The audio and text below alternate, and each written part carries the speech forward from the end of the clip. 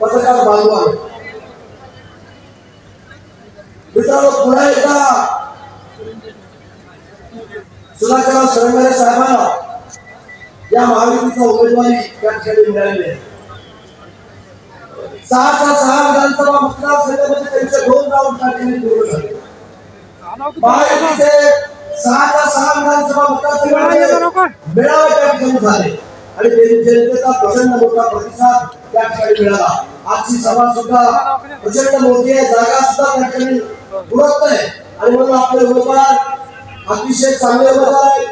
मनमिळाऊ आहे, स्वच्छ प्रतिभा आहे, दानशूर व्यक्ती म्हणून त्यांचं नाव त्या ठिकाणी घेतलं जातं. म्हणून तुम्हाला पहिल्यांदाच मी हात जोडून या ठिकाणी विनंती करतो की येणाऱ्या 7 तारखेला त्यांच्या नावासमोर चिन्हासमोर कमळाचं बटन दाबून प्रचंड मताने सुधाकर सरंगारे साहेबांना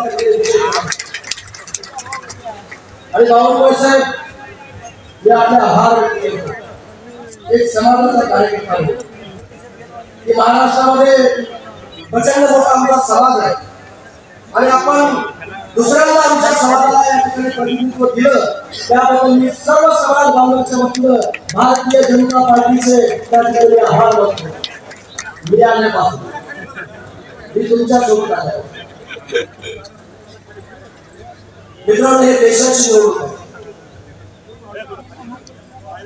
आणि म्हणून तुम्हाला सर्वांना माहित आहे, संभाजी भैयाने आपल्या भाषणात सांगितलं, लोकलचे मुद्दे घेतले, खूप महत्वाचे मुद्दे घेतले.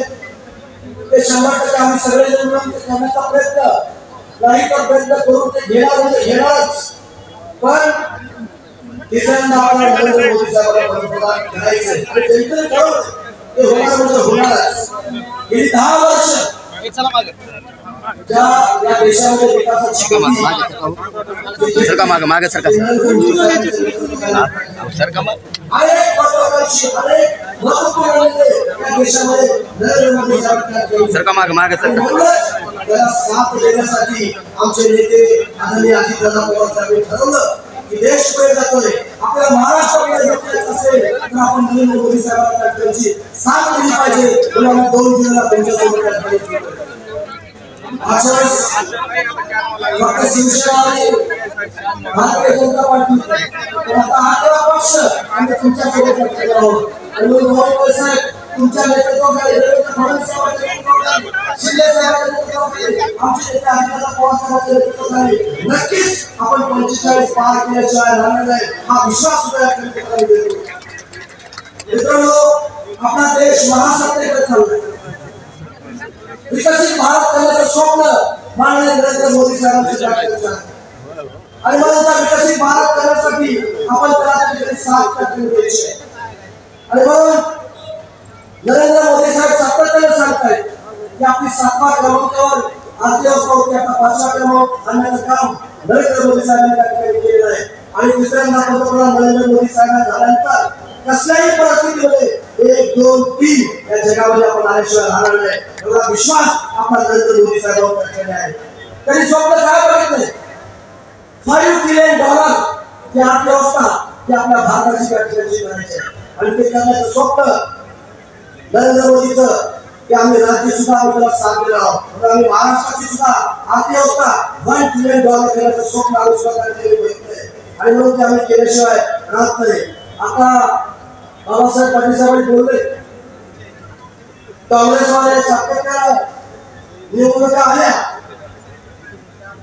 की आमच्या समाजामध्ये जाऊन सांगताय, जनतेमध्ये जाऊन सांगताय लोकशाही धोक्यात येणार आहे, संविधान बदलणार नाही, तुम्हाला मतदानाचा अधिकार राहणार नाही. ही सगळ्या भूलथापा आहे, सगळ्या भूलथापा. ज्या दिवशी 2014ला आम्ही बघत होतो, मी विरोधी पक्षात होतो, ज्यावेळेस नरेंद्र मोदी साहेब पार्लमेंटमध्ये गेले तर त्या पार्लमेंटच्या पायऱ्यावरती डोकं ठेवून तिथं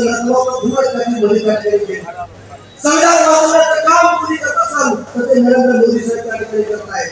लोकशाहीला बळकट करण्याचं काम जर कोणी करत असेल तर ते माननीय नरेंद्र मोदी साहेब त्या ठिकाणी करत आहेत. म्हणूनच आम्हाला साथ देण्याचा आम्ही त्या ठिकाणी ठरवलं.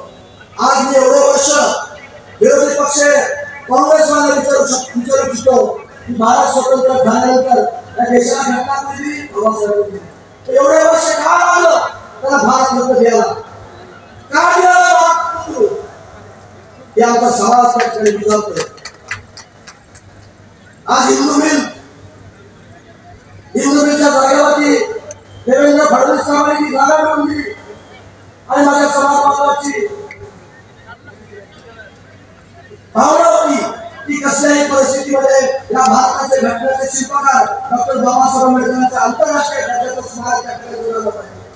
का तुम्ही एक दिवस बाबासाहेबांचं स्मारक केलं नाही? का जागा हिंदूंची करून टाकलेली नाही? आणि म्हणून हे काम तुम्ही केलं असेल तर केंद्रामध्ये नरेंद्र मोदी साहेबांनी आणि राज्यामध्ये देवेंद्र फडणवीस यांनी त्या ठिकाणी केलं. त्याचं भूमिपूजन सुद्धा त्या ठिकाणी झालेलं आहे आणि लवकरात लवकर आंतरराष्ट्रीय दर्जाचं स्मारक बाबासाहेबांचं मुंबईमध्ये झाल्याशिवाय राहणार नाही असा विश्वास सुद्धा या ठिकाणी तुम्हाला देतो. आणि परत एकदा माझ्या अल्पसंख्याक समाज बांधव इथं मोठ्या प्रमाणात त्याला सुद्धा विश्वास देऊ इच्छितो की ज्या दिवशी राम मंदिर 22 जानेवारी लोकार्पण सोहळा झाला त्या सोहळ्यामध्ये नरेंद्र मोदी साहेबांनी संकल्प केला की आता देवाकडून देशाकडे आणि रामाकडून राष्ट्राकडे आपल्याला जायचं. हे काय संकल्प आहे की सर्व समाज घटकाला सोबत घेऊन आपल्याला जायचा हा संकल्प आहे. म्हणून त्या दिवशी सांगितलं राम मंदिर भव्य दिव्य झाले त्याच्याच बाजूला त्याच्याच आणि बाजूला पुढे 5 एकर मध्ये भव्य दिव्य असं मस्जिद उभा करण्याचं काम आपण त्या ठिकाणी करतो. म्हणून अल्पसंख्याक बांधवांना मला तुम्हाला सांगायचे तुमच्या संरक्षणाची तुमच्या विकासाची जबाबदारी आम्ही त्या ठिकाणी घेतो. आपण एक वेळेस नरेंद्र मोदी साहेबांना त्या ठिकाणी आपण साथ देऊया. 7 तारखेला कमळाच्या फुलासमोर बटन दाबून प्रचंड मताला संघाचा मला विजय करूया. एवढाच बोलतो थांबतो. जय हिंद जय महाराष्ट्र.